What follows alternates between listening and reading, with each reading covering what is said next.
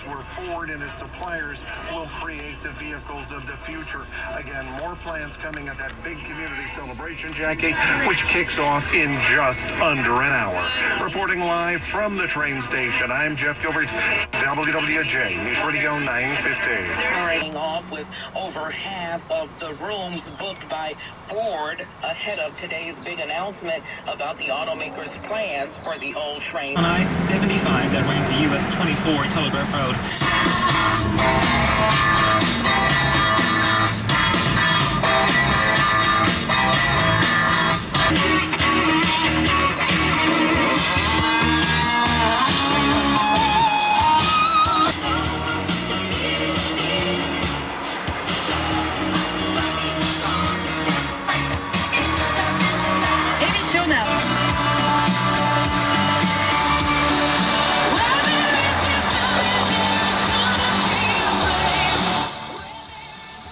Hello and welcome to another edition of Motor Capital.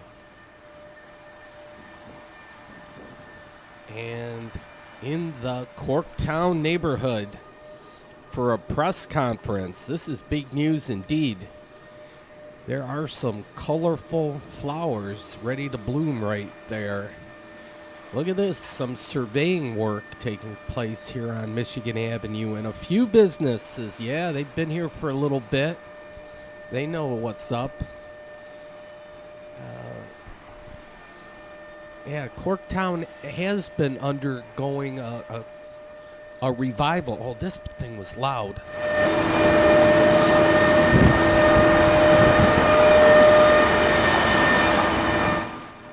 Here's the artwork on the side. And then the restaurant. Think. And a little eating.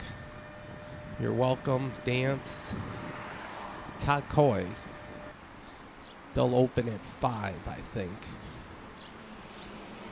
This was a Tuesday, June 19th. Here's the logo for 2 James Distillery. There's your proximity to downtown. And they have their version of rum. And here's their sign outside. And then they have, this is kind of neat, a little contraption, a little distilling going on with their sign. Getting artsy. I like that. Now there's going to be a restaurant opening soon here. Cork and Gable. So we look forward to that. But yeah, the claim to fame here, oldest Detroit neighborhood. And so a big announcement by Ford Motor out in front here. But look at the nice mature trees on this park. I had to apply online for this. And I did that because I think they wanted to limit it to 5,000 people. But I missed it for the open public house tours to get inside. I missed that. I was too late. So that was a bummer. So all this with the thought that I would get a peek inside, it never happened. So that was a disappointment. But nonetheless, the press conference is rather interesting. So we'll hear a multitude of speakers, and they all seem to have a pretty positive interpretation kind of what's going to happen in Detroit's future. So this is good news indeed. And this could kind of be a centerpiece or a focal point for a lot of the good things that are happening in the city. There's a well-dressed man. The CPA building. Now, I think it was for sale for the longest time. Nice triangular shaped building. Now they have it for lease. There's some Mogo bikes. And the Detour. You just can't help it sometimes. But here a nice stand of businesses on the north side of Michigan Avenue. And then the Mercury Bar, they're doing quite well on their own.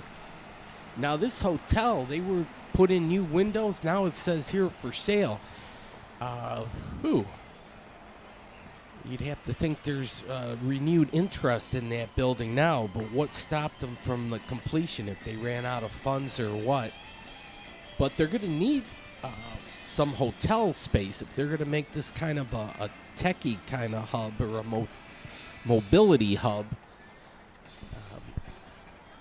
You're going to need a hotel, big time. I say use a couple floors of the depot and make that hotel. You could easily get $300 a night, and you'd sell out all the time. There's the main stage, so people are queuing up. This is the main entrance. As soon as you got in, it was a relatively warm day, so free water, that was nice. And then Ford Detroit, they kind of combined the company Ford with Detroit. I like that. That's clever. Here, little artwork too. Many different colors. Then a drone. Trying maybe to get an aerial view of the crowd. The city of Detroit flag alongside the good old US of A. Yeah, we're real close to the bridge, and certainly real close to Windsor.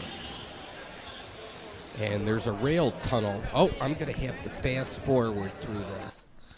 Yeah, this is take 2, because the first time I realized I made an error. Okay. So anyways, yeah. Sometimes that happens, and you could edit it out, but this is not a high production type thing. But anyways, we're going to start with a cellist, I believe.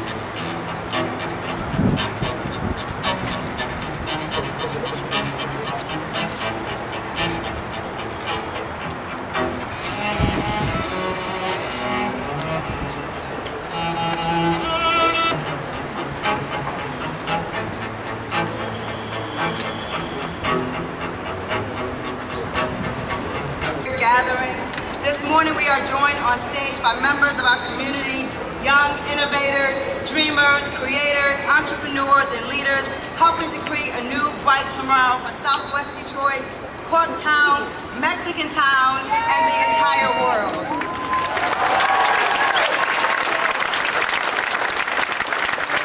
We're in Detroit's oldest neighborhood. We have history here that runs deep, and a vibrant, creative scene and vigorous spirit that I think is second to none. Absolutely. So we'd like to start off with giving a big warm welcome to our new neighbor, the Ford Motor Company.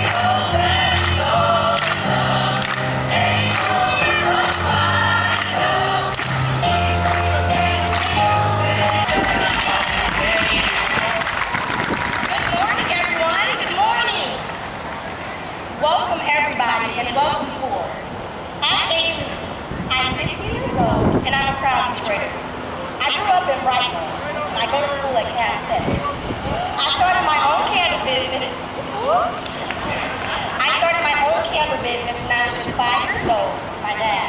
And it became a Detroit success story. I guess that's why I was glad to kick things off here today. Growing up, we were actually in the process of Detroit. I've also seen the challenges that families have in my community, and I've seen those people and this city take them head on.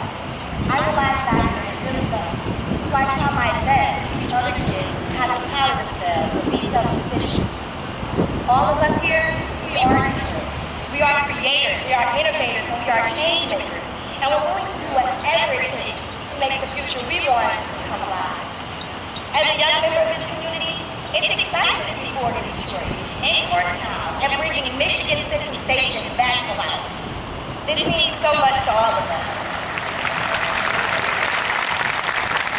It's a special honor for me this morning to introduce the man whose vision is making this a reality. Let's do it, Detroit. Let's give a rousing big welcome to Mr. Bill Ford.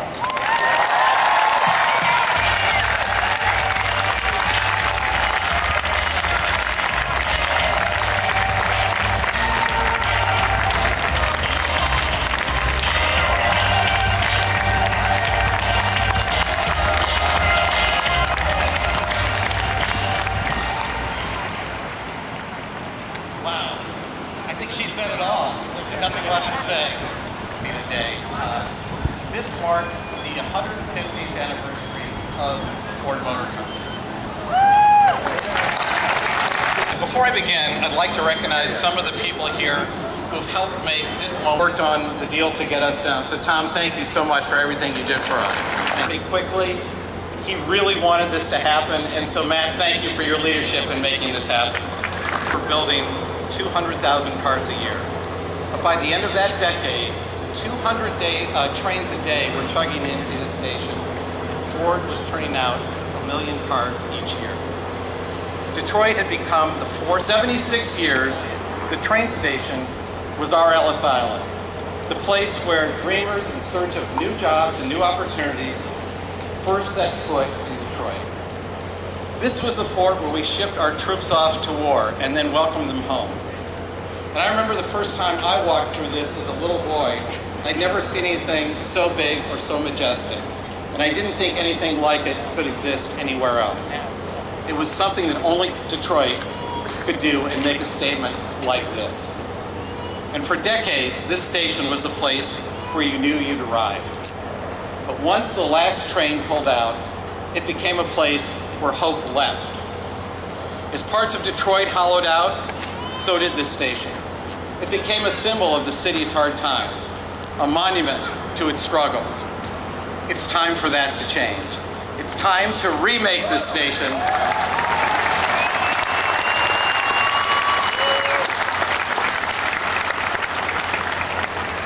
It's time to remake this station into a place of possibility again. Today, the Michigan Central Station has a new owner, Ford Motor Company.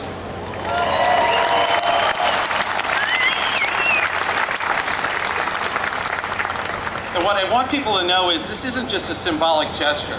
We have big plans for this station and for Corktown. And I want to explain what those plans will mean in a minute for the future of Ford, future of Detroit, and the future of our industry. People tend to measure a city in different ways. By its population, by its footprint, by the size of its economy. But that's not what really matters. What really matters is the size of its heart, the strength of its people, the scope of their dreams. That's how you measure the city.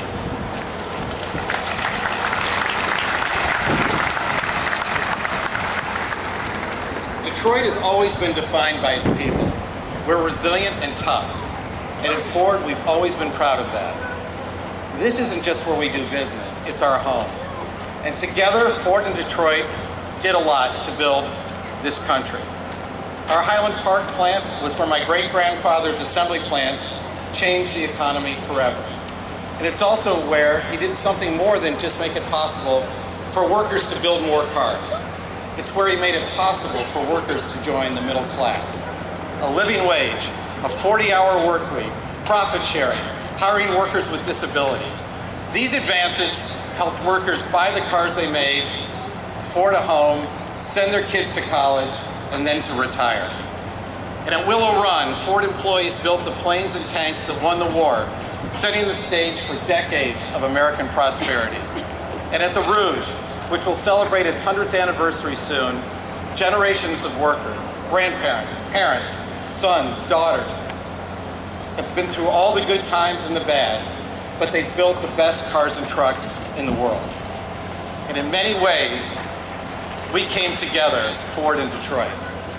At times, we stumbled together too. But whenever anybody writes us off, we come together, get to work, and we write a new chapter. When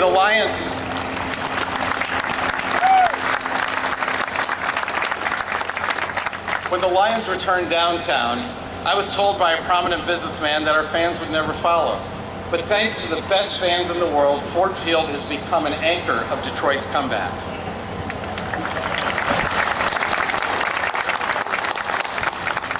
When the Rouge fell into disrepair, some senior executives said that we should write it off and go build a new plant somewhere else. But we rolled up our sleeves and we built it better than ever. We turned the most imitated plant in the world into one of the most sustainable. And when the economic crisis hit, and 1 in 4 people around here were out of work, we made tough sacrifices. We mortgaged everything to keep Ford out of bankruptcy. And we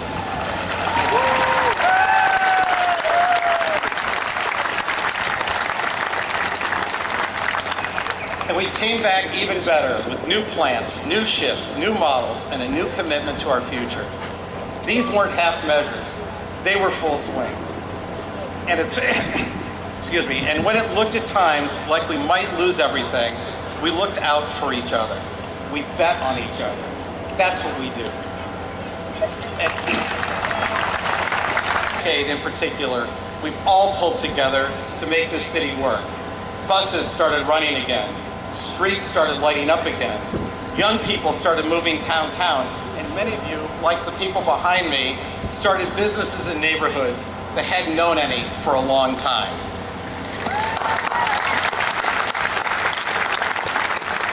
Anything but symbolic. We're making a big bet on our future. What Highland Park, Willow Run, and the Rouge were to the American economy in the 20th century, we hope Corktown will be to the American economy in the 21st century. And I know that's a big claim.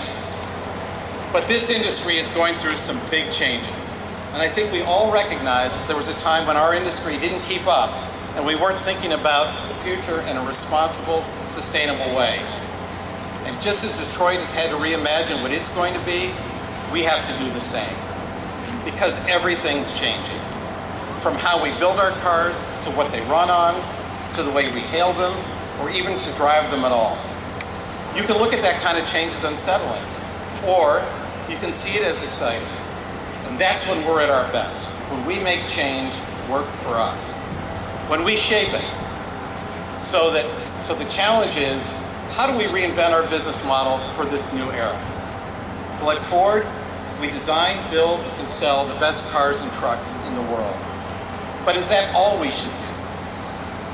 My great-grandfather believed that the Ford Motor Company had 2 missions: to make cars affordable so that everybody had the opportunity to own one, and to make people's lives better. Well, today there are more than 1 billion cars on the road around the world.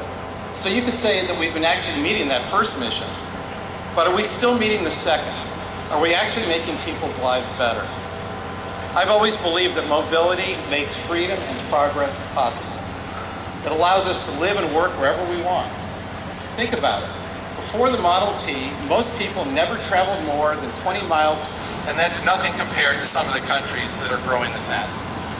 So now imagine doubling, or even quadrupling has been more lanes or more roads. But that's not really going to solve the problem.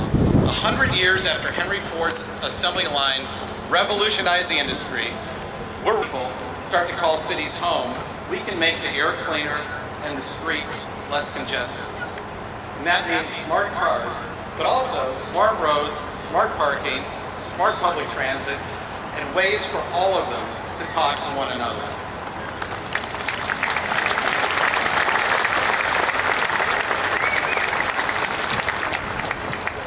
Imagine new ways of making it easier for people who don't own cars to get to their jobs. and easier for the poor and the elderly to get the food and health care that they need to live better, longer, and more independent lives. The possibilities are endless. And in a few minutes, Jim Hackett will outline what we're working on in greater detail. Make people's lives better. And at a time when technology can be unsettling for a lot of reasons, we want to be the world's most trusted company working on these solutions. Look, you've known us for 115 years. We're the people who build the vehicles that generations of Americans have let their kids drive. We know that in this new era, we can't do this alone. Nobody does. And that's okay. It's actually really exciting. What we do know is that we're going to create that future here in Corktown and also at our newly designed Dearborn campus. And we want help from everybody. We want the best startups, the smartest talent, the kind of thinkers, engineers, and problem solvers who see things differently inside of us. And one of the greatest things about Detroit right now is its vibrant, fun startup culture. We invite you and other entrepreneurs to help us build the future. And we want the community actively involved in making our Corktown campus the next great anchor for Detroit's comeback. We want this station to develop opportunity and possibility all over again. A destination for people to come visit all around the world. We plan to renovate the Grand Hall and make it majestic again. And we want local shops, local restaurants, alongside the inventors and dreamers like Asia, and all the young people here on this stage mapping out this future with us. We're planning a modern workspace in the tower above. We plan to restore it all in an environmentally friendly way. Above all, we want this to be a public gathering spot for the people of Detroit to come have fun and enjoy. We want your help to make this vision a reality. A signal to the world that Detroit is open for business for good.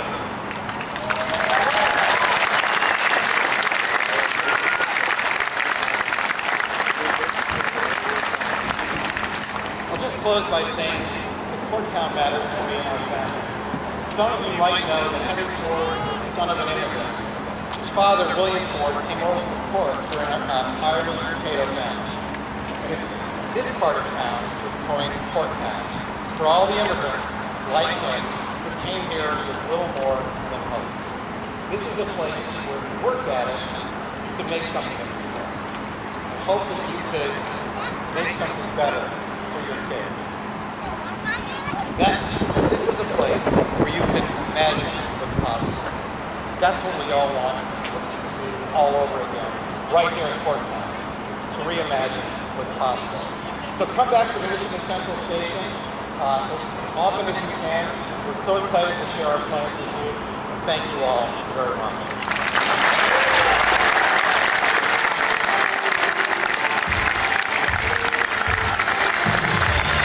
Please welcome the Detroit Youth Poet Laureate of the United States, Tracy Paisley.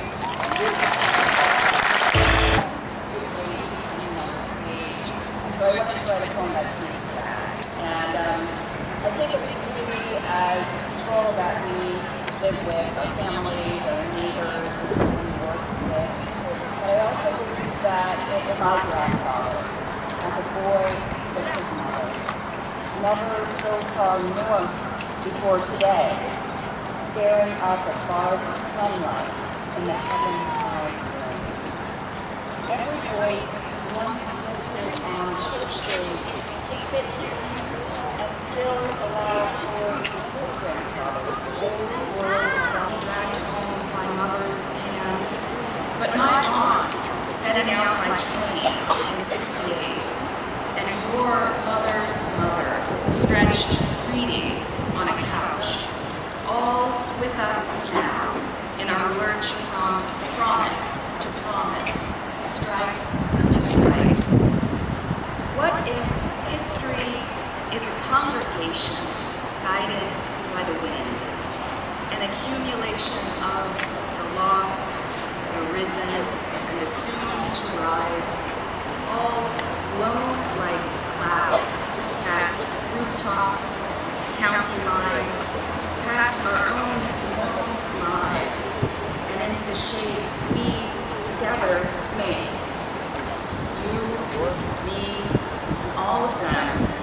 drifting out as over the patient face of the lake. Thank you.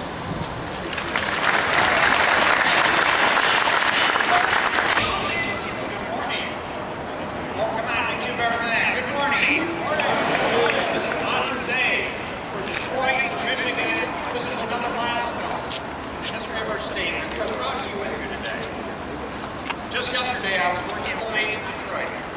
It was a beacon, welcoming people to this great city, telling the rest of the world that this was the place to be. It was a tremendous success for decades. Years later, though, it came to represent something else. When the windows were out, when it was all run down, when it was closed up, it was what was wrong with us, what was not good in our area. So today is truly a spirit. Working in the neighborhoods, great Detroiters finding wonderful career opportunities. It's more than that. As they talk about the future of their mobility efforts being here, it is something that has the opportunity not to transform just Detroit, not to transform Michigan, but to transform the world. Mobility is going to change our society in every nation in this world. And it's important we exert world leadership. We have a choice to be led or to lead. Ford Motor is stepping up today as proud Michiganders to say we're going to lead right here in Detroit, in Michigan, by creating a corridor that goes from Corktown to Dearborn, to the American Center for Mobility and Mobile Run, to M-City in Ann Arbor, and you're going to see advances and exciting things. So as you look at this place, don't say just how wonderful the building's coming back. Don't say how it's just great to see windows and elevators and cool things going on. Be proud and loud as Michiganders to say this place is helping transform our world, and not just for the sake of technology, but to make it a better place, to save lives, to create opportunities for people, and to make us more efficient in this world. So let's be proud, let's enjoy today, and look at this as the start of something that's going to continue to only be greater, to show off Detroit, show off Michigan, and to show the rest of the world this is where things are happening. Thank you so much.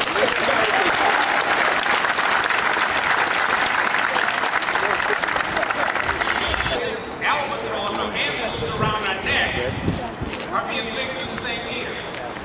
Jail coming down, it's been the eyesore coming this way.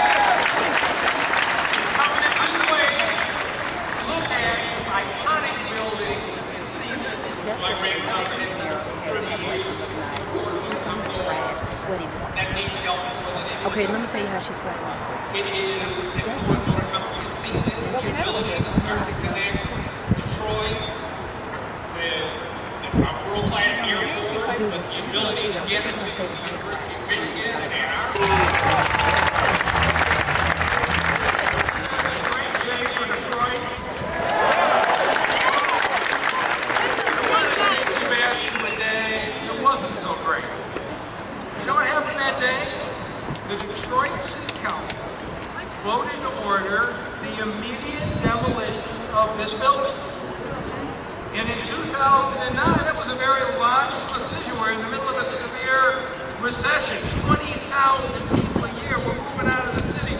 There was no hope to bring this building to the city. That's what they thought in 2009.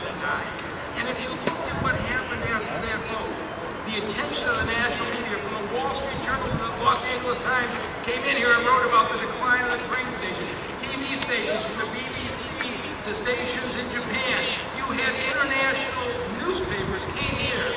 El País out of Madrid, the Irish Examiner from Dublin, Le Monde from Paris, all came here and wrote about the train station, and the message all was this: the train station is dead, and Detroit is dead.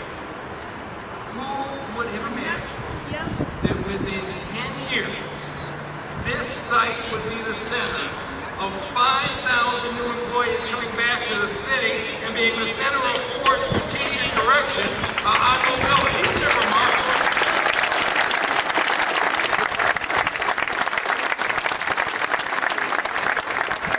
Today, it's historic. If you look at major metropolitan cities and areas around the country, they're all driven by vibrant central cities that attract talent. That's what makes regions great. And what we're seeing now in Detroit is that Detroit is being that kind of economic generator. And I think it's time we can let the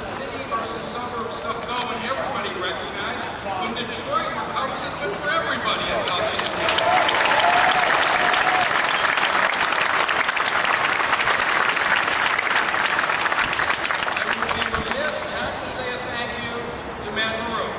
A couple of years ago, I signed a contract with them that had him put the windows back in the train station and started some momentum, started meeting the same possibilities. And late last year, Matt and I had some long and heartfelt conversations about the Ford proposal. And I think the single best phone call I've got in my time as mayor was on Christmas Eve when the phone rang, and it was Matt Maroon saying, my family and I have talked it over, and we've decided we're going to do what's good for the city. I'm going to get this deal done and sell the train station to Ford. And thanks to Matt and his family, with the Ford family, this is happening today.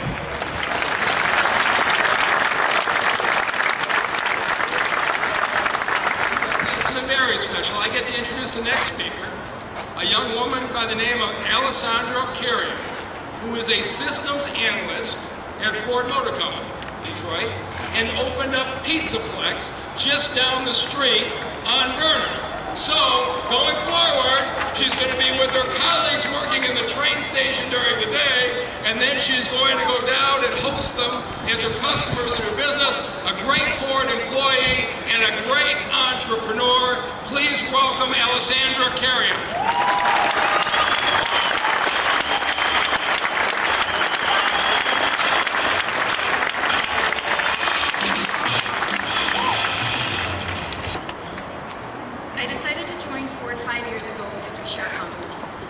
Looking out for our planet, protecting human rights, and taking care of our communities.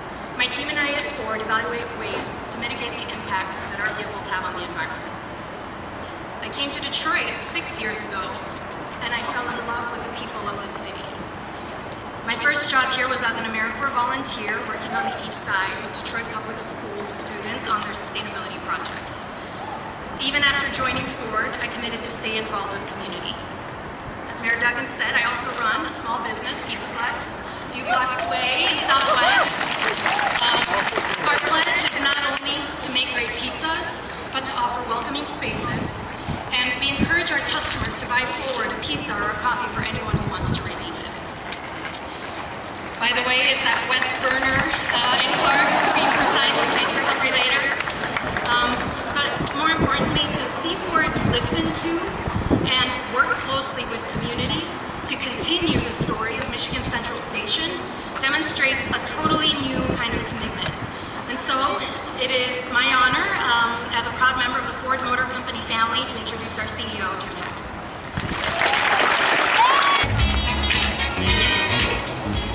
Allie moves to Detroit from Seattle. Ask her why. She was inspired to be here to be part of the Renaissance. How cool is that?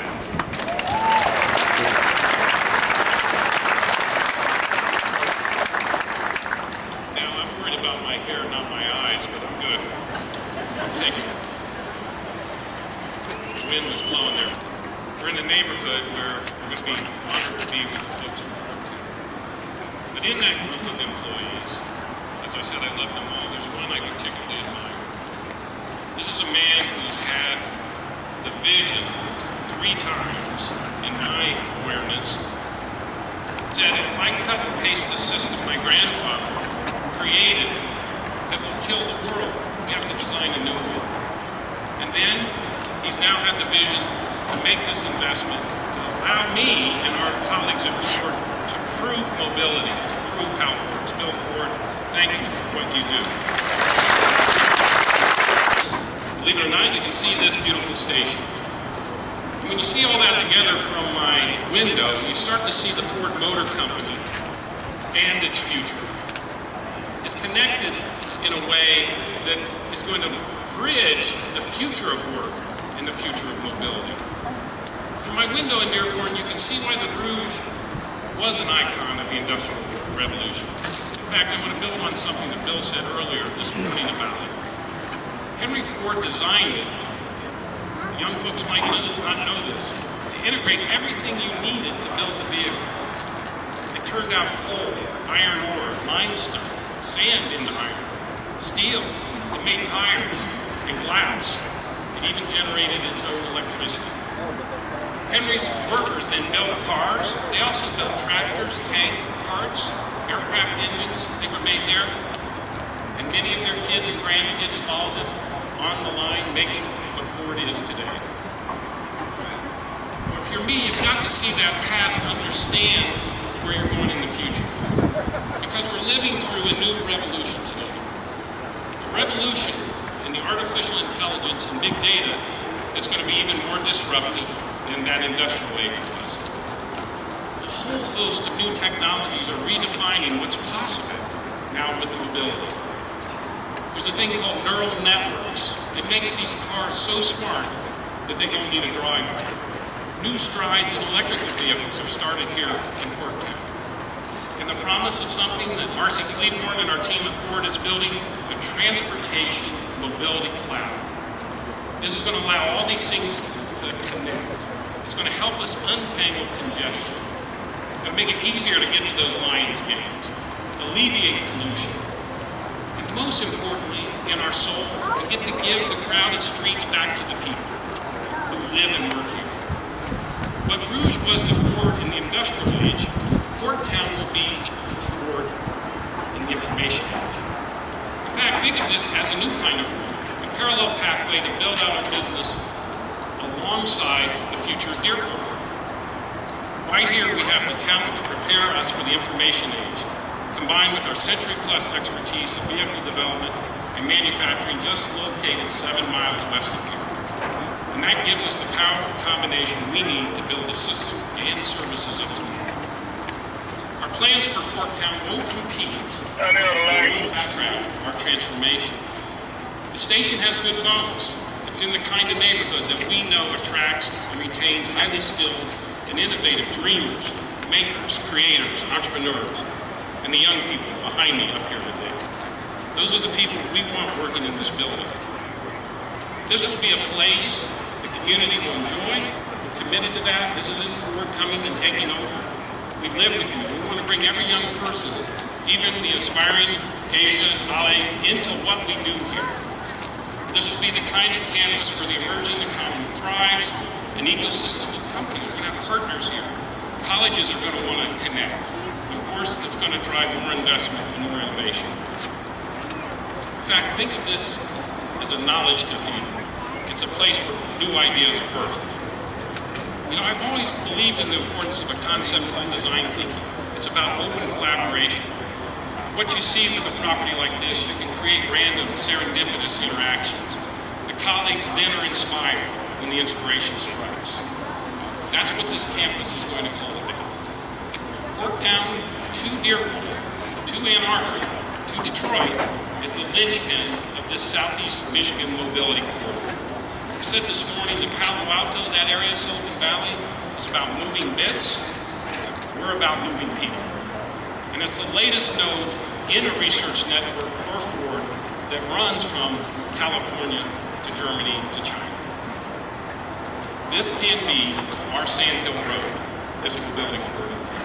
These streets are going to be the proving ground where you'll find real-world challenges you can't think in a lab. And we're already testing our autonomous vehicles in cities like Pittsburgh and Miami. And soon, we will build them here in Flatbush. Ken Williams, a Ford autonomous vehicle engineer, is on the stage with us today. Ken, would you mind? They're going to be brought to market by team members like Pat Weber. He's a battery electric vehicle specialist who's now headquartered over here in Corktown.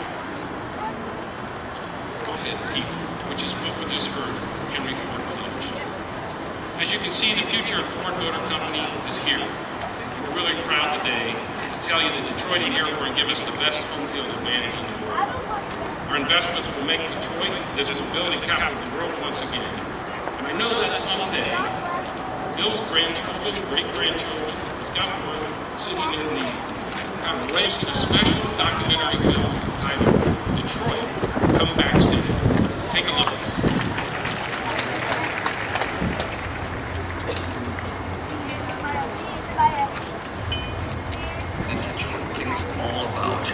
Surviving.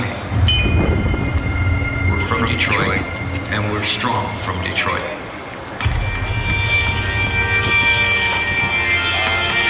Detroit was Silicon Valley in the early part of the 20th century.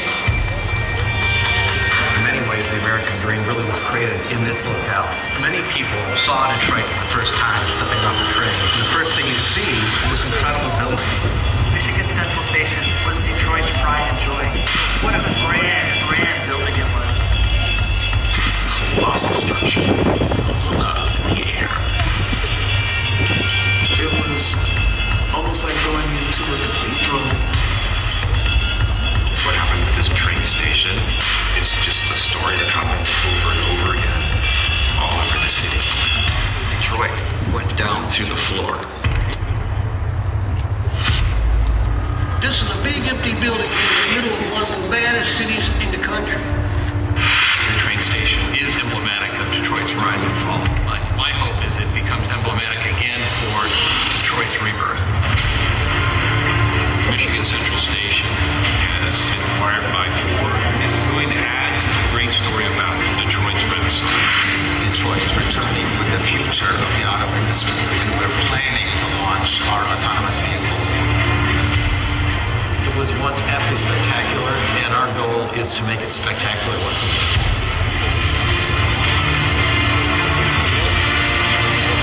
There are things happening in the city that are just literally incredible. Detroit is a place of possibilities. You know, that ingenuity and that spirit lives on. Detroit is my roots. And it's a great city. And it can be great again.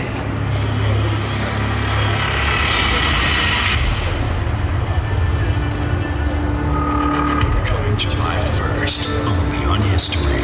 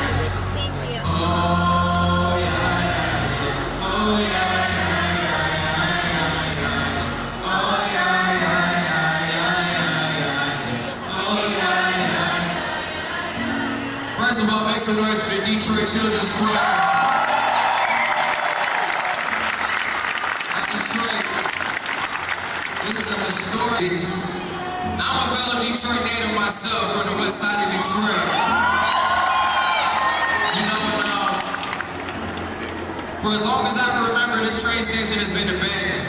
All right, I was born in 1988, and I'm just excited because this month's the first time where the whole renaissance in Detroit that we've seen happening downtown, it starts to flourish into the neighborhoods. This is directly affecting our community. Corktown is the oldest neighborhood in Detroit, and I love the fact that we are continuing the progression, we're continuing the expansion, and it's Ford Thinking Jobs, man. I'm so happy to be involved, and that it's tech jobs here at Ford. A crazy fact that I just realized is that, or somebody told me backstage, is that in 2018, we have more technology in our phones than NASA did when they sent a man to the moon. So if that's not something to be excited about, if that's not something to get excited about for the future, for people who need jobs, for people who are looking for a career field, I don't know what it is, man. This is 28. We can get it all, just remember one thing, one man could change the world.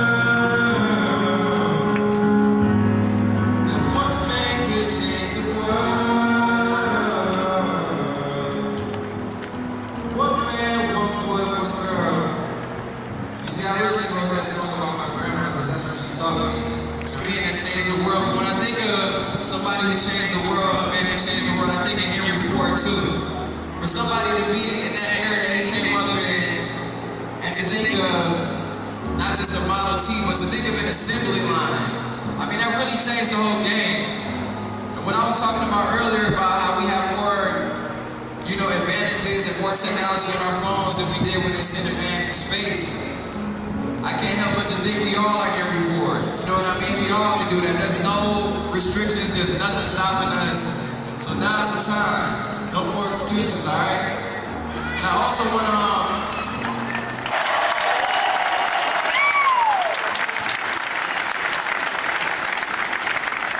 Thanks for having me. That was fantastic. Stick around all weekend because we got big plans. Everybody is invited this weekend to an open house. Over 30 years. And Big Sean, thanks for everything. You're a good man. Thank you. Katrina, I love you so much. Alright, thank you for it. Thank you everybody involved. And I'm going to big charity.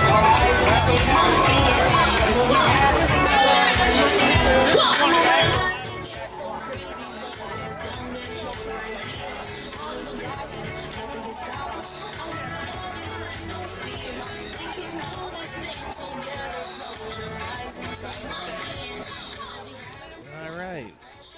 Nothing left but the photos now. Yeah, what an inspiring type thing. So this bodes well for the future. This guy had the camera hooked up. Now, if I had one of these, you would have liked my video a little better, but then they allowed people, but they must have been VIPs or were pre-screened, but they were allowed inside. Boy, my evil twin wanted to hop the fence.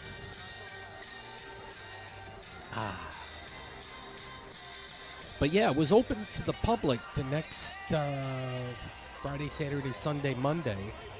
He has more styling shoes than I do. Here's the actual address, 2001 15th Street. The press corps had a nice platform, so... Okay, photo op time. Might be the Ford family. There's a special section up front.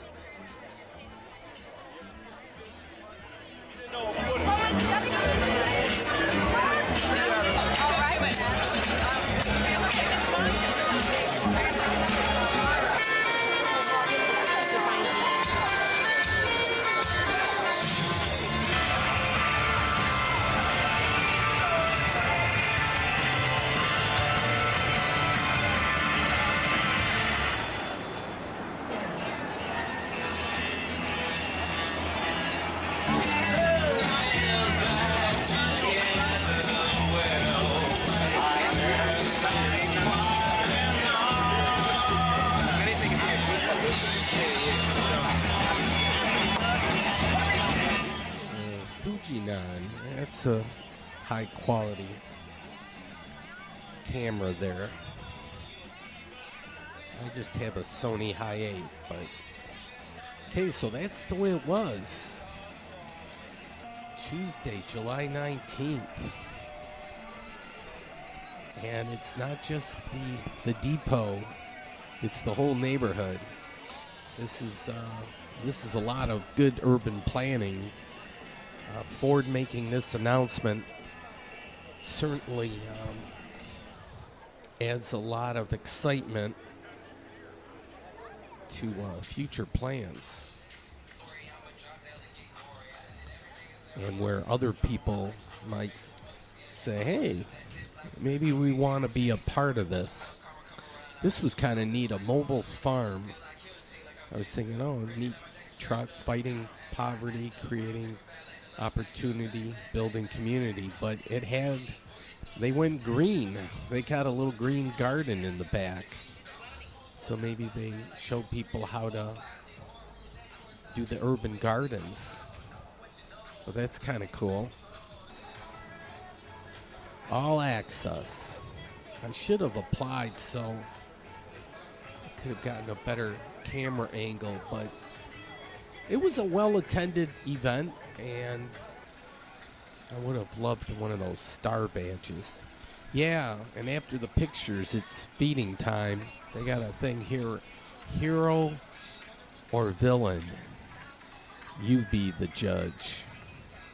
So it's a nice grassy area in front of the train station. Hopefully they keep this as a good gathering spot for Detroit as a whole. There's been like bike tours and the like that use this as a starting and end point, and all number of, I believe, community events. And concrete cuisine. So yeah, the food trucks, these seem to be real popular and in all the cities. It's a new way of having that food brought to you. Yeah, trucking good food. They'll truck it to you. And then afterwards, I didn't see this at the start, but they had a program, so it gave a timeline of everything pretty much with the train station. And I'm doing the audio here on Monday, July the 2nd. So I did watch the special on the History Channel, Detroit Comeback City, and that was a well-done production. God, dare say I made you feel a little proud to be from Detroit, but we certainly went through our changes. We keep evolving, and so we're ready to get into the next chapter. Will be progressive, but yeah, Ford will get into the mobility concept, and mobility from all aspects, from the skateboard to the bicycle to the bus to the train. I haven't heard anything actually that they're going to run trains behind the train station there, the Michigan Central Depot. But yeah, they should run trains behind there. That would be cool. That's part of the mobility aspect. So here's the bikes. So Detroit is becoming hugely bike friendly, and that's good for the younger folk.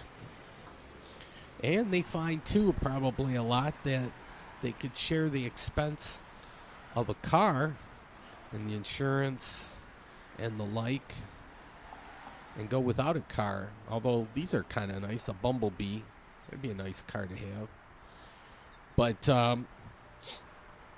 yeah, you could save a few dollars if you went without a car for a little spell. Here's some empty land.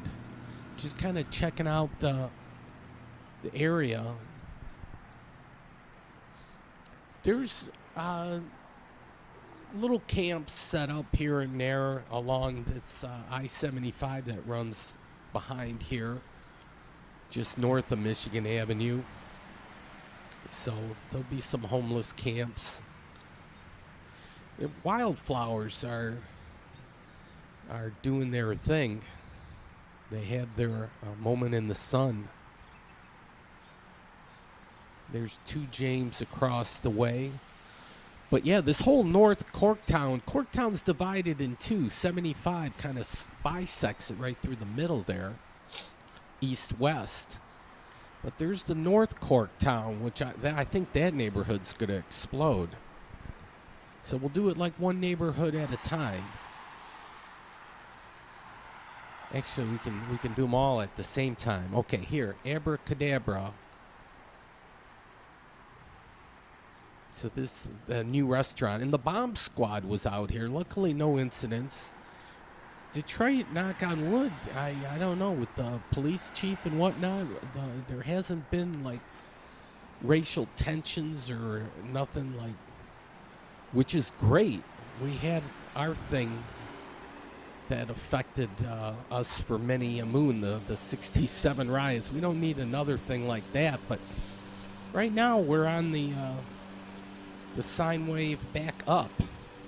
There's a nice aquarium there.